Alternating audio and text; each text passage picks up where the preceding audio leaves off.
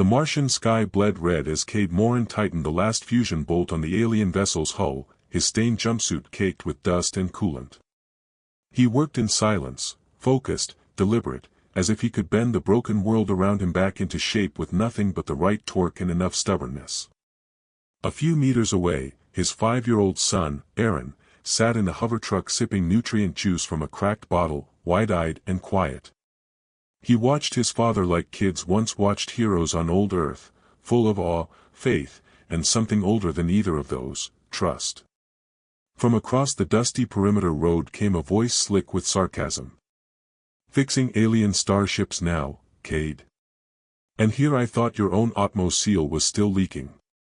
It was Elson Gregg, his neighbor, the kind of man who measured self-worth by the gloss on his boots and the shine on his porch panels.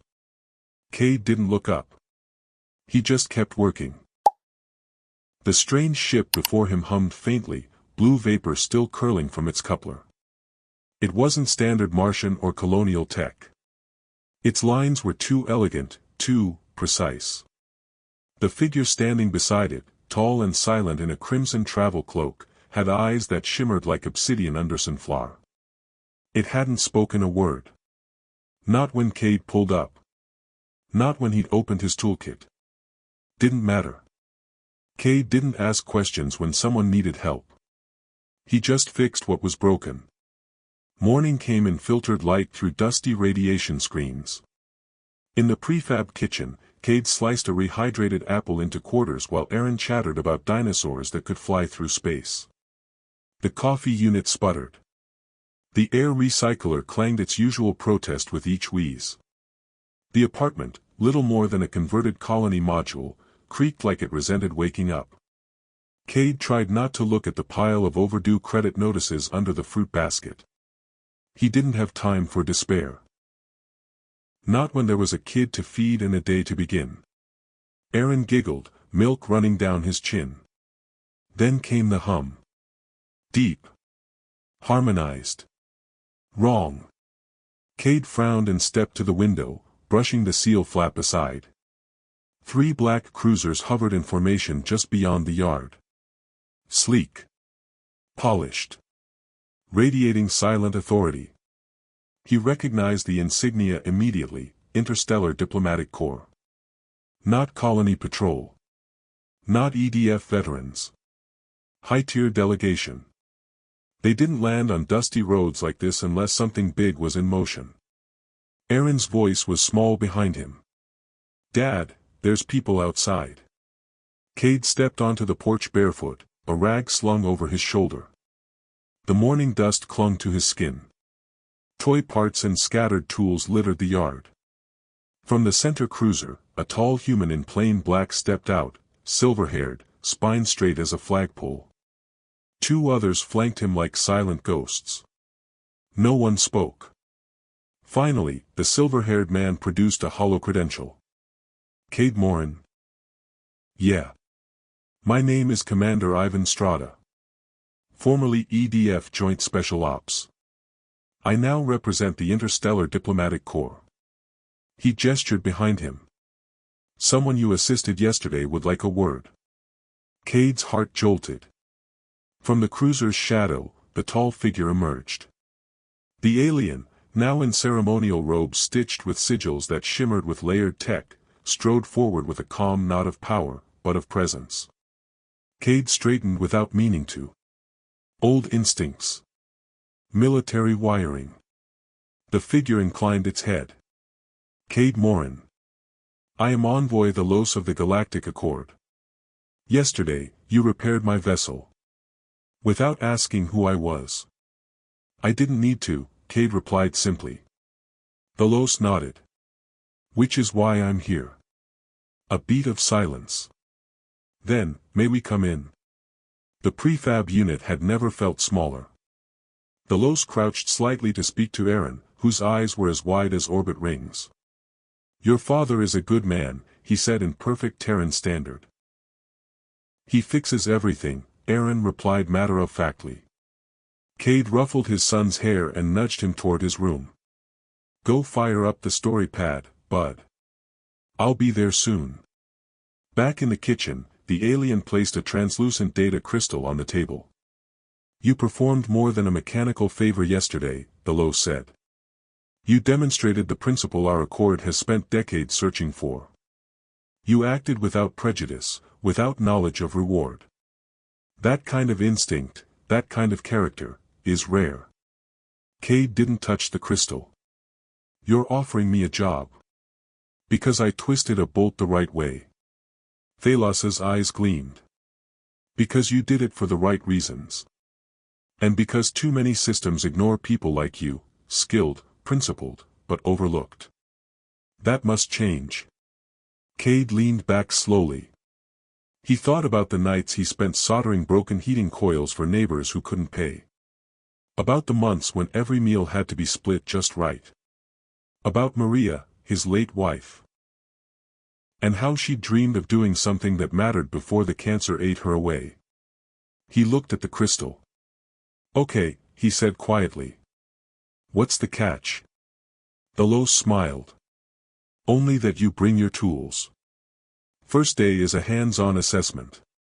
The cruisers lifted into the Martian sky, leaving behind only dust and the weight of possibility. Cade Morin stood on the porch, Envoy Thalos's data crystal cool in his hand. He watched the last trail of exhaust vanish into the glare of the morning sun. The hush that followed felt unnatural, like the world was holding its breath. Inside, Aaron's laughter echoed from his room. His son had no idea what had just shifted. Cade turned the crystal over between his fingers. It glowed with soft blue circuits, precise, clean, official. Government grade. The kind of tech that didn't lie. Back inside, he placed it gently on the table, next to the cracked coffee cup he used every morning. Then, with cautious hands, he activated it. A holographic display unfurled in front of him. Clean text. Organized columns. Lines of data outlining the impossible. Position, Field Technician, Interspecies Technical Core, Pilot Initiative. Location, Mars, Phobos Sector, assigned to Interplanetary Infrastructure Network. Salary, 3x current average sector wage. Housing, Secure Hab Unit, Atmospheric Sealed, Child Adaptable. Benefits, Full healthcare, education stipend for dependent. Status, immediate onboarding possible, training begins on orbital station. Cade leaned back and exhaled slowly. The air recycler clanked again, offbeat, stubborn, too tired to keep up. He looked at the walls. The stains from years of leaks. The hairline crack in the viewport. The emergency oxygen tank still taped in the corner from the last storm. He thought of Aaron's suit, second-hand, the visor seal never quite right. And the time last winter when the Atmo regulator gave out, and he'd had to choose between food and air. He'd made do. Always made do. But this was more than survival. This was a future. The first week aboard the orbital training station was a blur of white corridors, alien languages, and tech Cade had never even seen blueprints for. He walked into a room full of beings, some humanoid, some not, each wearing the same look, cautious hope and quiet disbelief. Veterans, medics, engineers, ex-miners. All of them displaced by a system that had taken their service and discarded their spirit. The instructors called it the Core. The Interspecies Technical Core. A new initiative to repair what was broken, not just systems, but people. To rebuild failing infrastructure across the Accord territories with those who had the hands and hearts to do it. Cade struggled at first. The new tech wasn't like Martian gear. Interfaces were more intuitive, but also more demanding. Memory fiber circuits that adapted to emotional stress levels. Atmospheric grid sensitive to climate mood matrices. Hybrid AI cores that required dialogue, not commands. He hadn't taken a written test in a decade. But his hands remembered. They remembered how to splice under pressure. How to reroute a power core blindfolded. How to listen to a machine's rhythm and know what wasn't right. He stayed late. Asked questions. Helped others. On the floor, with tools in hand, he was alive. By the fourth week, he wasn't just passing assessments, he was leading them. Back home, Aaron's world was changing too. The new habitat was sealed and warm, with its own hydroponic bay and enough room for Cade to build a proper workbench. Aaron had a real bed. A school within walking distance. His own oxygen rig that didn't fog at the corners. They still read stories every night. Still worked on broken toy engines on weekends. But now, they did it without fear gnawing at the edges. Cade's first field assignment placed him on the ice-laced plateaus of Phobos, leading a team of humans and non-humans in stabilizing a life support node that fed 4 settlements. He coordinated shifts. Trained the new hires. Debugged pressure valves.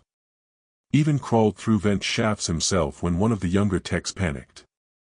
One evening, as he stepped out onto a maintenance deck beneath a sky full of stars and scattered debris from the old war, a voice crackled through the comm. "You don't know this yet, Morin," said his supervisor, a Jovian-born engineer named Velex, "but your core material. Top tier." Cade didn't respond. He didn't need to. It was enough to stand there, the weight of space all around him, and know that something he fixed, something he touched, was keeping thousands alive. A year passed. Then came the invitation. Confluence Central. Orbiting Jupiter. Ambassador Delos requests your presence at the Workforce Unity Summit. Cade had never spoken to a full chamber of interstellar delegates before. Had never stood beneath the swirling banners of 12 planetary systems, each bearing the symbol of peace and collaboration. He wore a plain gray core uniform. No medals. No rank stripes. Just a name tag and calloused hands. But when he spoke, every translator unit in the room hummed to life. "I didn't ask for a handout," he said. "I asked for a chance to keep serving. I got one, not because of credentials, but because someone believed character still mattered." The chamber was silent when he finished. Then came the ovation. The core expanded. More sectors adopted the model. Training stations rose on Europa, Enceladus, even the rimward moons. Cade's story, once just a quiet repair on the edge of a dust-blown colony, became a catalyst. But he never chased the attention. He still visited old neighbors. Still fixed malfunctioning Atmo suits and ancient fusion warmers for free. Still took Aaron to school every morning. One evening, Aaron, now 7, watched him patch a cracked coolant relay on a retired survey drone. "Why help someone who once laughed at us?" the boy asked. Cade smiled and adjusted the torch. "Because fixing things isn't about who they are. It's about who we are." On a shelf in his office sat the data crystal Delos had handed him. He never archived it. He liked having it near. A reminder that opportunity didn't always arrive in glory or ceremony. Sometimes it came in silence, wrapped in dust, wearing a red cloak, and asking for nothing but help. Cade Morin stood in the engine room of a derelict evacuation barge drifting just outside the orbit of Ceres. The emergency lights cast the chamber in flickering crimson, and the air smelled of scorched polycabling and stagnant filtration gel. He knelt beside a ruptured power core conduit, his gloved hands moving with calm certainty through the wires and ruptured paneling. Behind him, 2 trainees from the core, a human named Olin and a towering, chitin-plated Lurvani female named Tsa, watched in silence. "You're sure it's safe to reroute without a node relay?" Olin asked. Cade didn't pause. "No. But we don't have one. And in 45 minutes, that failing power grid will shut down the life support on deck too. So unless you want 26 refugees pulling oxygen from emergency tubes, this'll have to do." Tsa let out a low clicking rumble that Cade had learned meant approval. "Show us," she said. Cade did. In 10 minutes, the conduit sparked to life, jerry-rigged, yes, but functional. Oxygen pressure stabilized. Emergency beacons reconnected. The lights turned white again. The Corps officers on the bridge sent a ping of acknowledgement through Cade's interface. System stabilized. Oxygen levels nominal. Evac confirmed. Olin exhaled. That's the third system this week.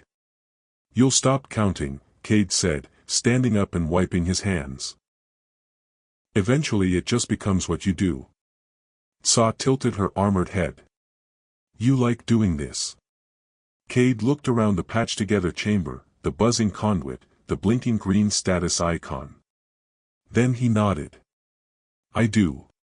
Back on Mars, the home habitat was warm, sealed, and filled with life. Aaron now ran a local junior bot club with some kids from the upgraded school. Cade helped build them a parts shed from surplus cargo panels and repurposed drone scaffolding. They called it the Wrench Den.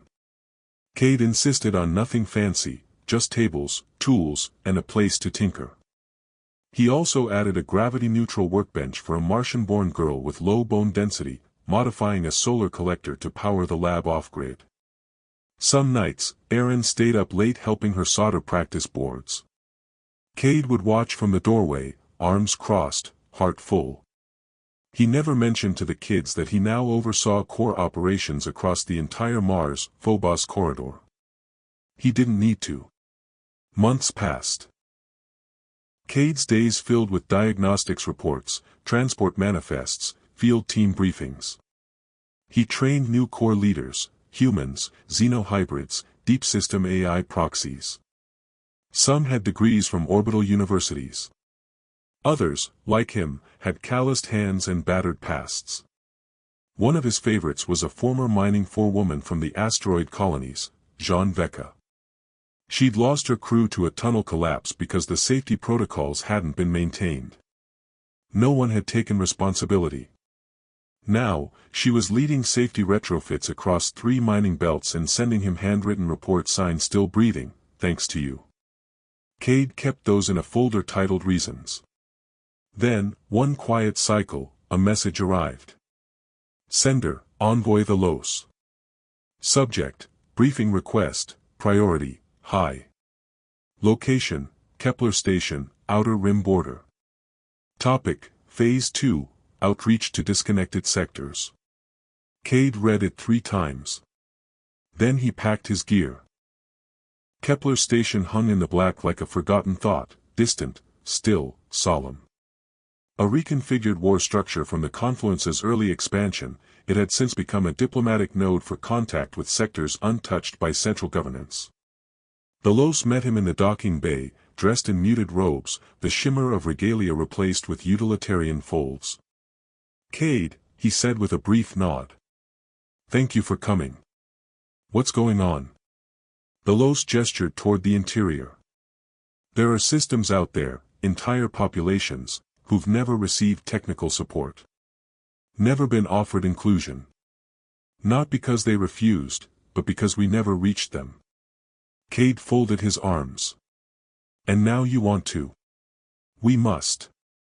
They entered a small chamber filled with flickering star maps, hollowed regions, data gaps. The Los gestured. Some of these colonies still run on fusion rigs a century old. Others barter in vacuum-sealed air. They survive, but barely. Cade studied the map. They don't trust the Accord. Not anymore. Bureaucracy failed them. We need to send someone who doesn't wear the Accord on their sleeve. The Los looked at him with purpose.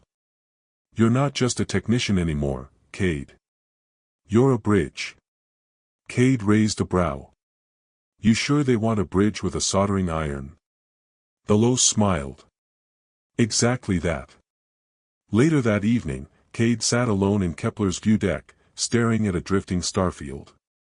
Below, in the station's quiet hum, he could feel the weight of decision again.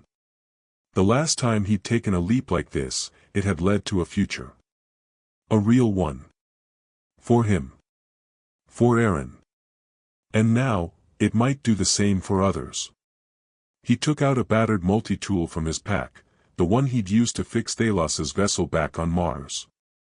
He still carried it, though the Corps had since offered him a dozen fancier kits.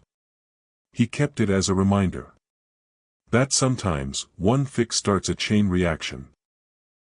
The shuttle hummed as it descended through the thin atmosphere of Eos 7, a frontier planet on the edge of the Accord's influence.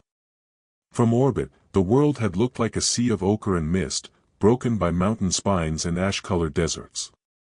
But as they neared the surface, Cade Morin could see signs of habitation, barely. A rusted signal tower.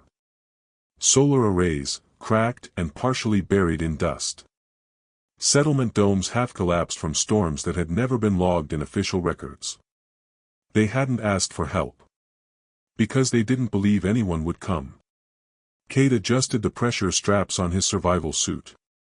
In the seat beside him, a young Corps recruit, a soft-spoken ex-freighter mechanic named Malin, fidgeted with her diagnostics tablet.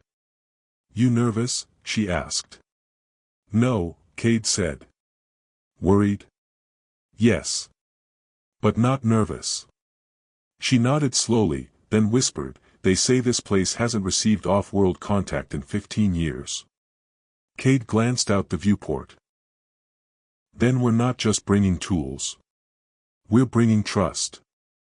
The welcome at Outpost Cyril was cold, literally and figuratively. The first settler they met was an older woman wrapped in dust-stained thermoweave. Her eyes were sharp, calculating. She didn't shake hands. "You with the Accord?" Cade stepped forward. "In a way. We're with the Corps. Interspecies Technical Division. We don't need another census taker or off-world preacher," she snapped. "We need air filters and heat stabilization. Our kids breathe grit and freeze in their bunks." Cade knelt, unzipped his field pack, and handed her a compact module. "Carbon scrubber relay. High efficiency. Yours." She took it. Stared at him. "You're not here to talk. We're here to fix." For the next week, Cade and Malin worked from sunrise to dusk. They repaired water processors that hadn't cycled clean in a decade. Reinforced dome panels with sealant tech barely out of prototype. Rigged battery backups for med units that had gone dark 3 winters ago. They slept in unused storage compartments. Ate ration bars with the kids. Replaced 3 broken exosuits with parts from Cade's own shuttle. And slowly, something shifted. People began talking. Not much at first. A nod. A thank you. Then stories. Names. Requests. "Could you look at my generator? My sister's suit regulator keeps failing. We think the weather node is causing radiation flares." Each time, Cade answered the same way, "Show me." Not because he had to. But because someone should. On the 12th day, as they prepared to depart, the entire outpost gathered to see them off. No ceremony. Just a small crowd, standing in the wind, arms folded, expressions unreadable. The elder woman stepped forward. "You changed some things," she said. Cade nodded. "Not everything. But enough, I hope. Will you come back? If you'll have us." She hesitated, then extended her hand. Cade took it. Dirt under her nails. Heat in her grip. "You're the first person to come out here without telling us how to live," she said. "I just came to help you keep living." More settlements followed. Edge-world colonies in the frozen rings of Zephyr 9. Buried farms beneath the soil crust of Nemeris. Sky platforms above the storm-racked gas envelope of Edion. Each one had its own ghosts. Each one had been forgotten. And in every one, Cade arrived without promises, without politics, only a toolkit, an open mind, and a willingness to listen. They called him different names: the Quiet Core, the Fixer, the one who shows up. Stories spread across relay beacons and windborne chatter. He doesn't bring orders. Just action. Back home, Aaron was growing.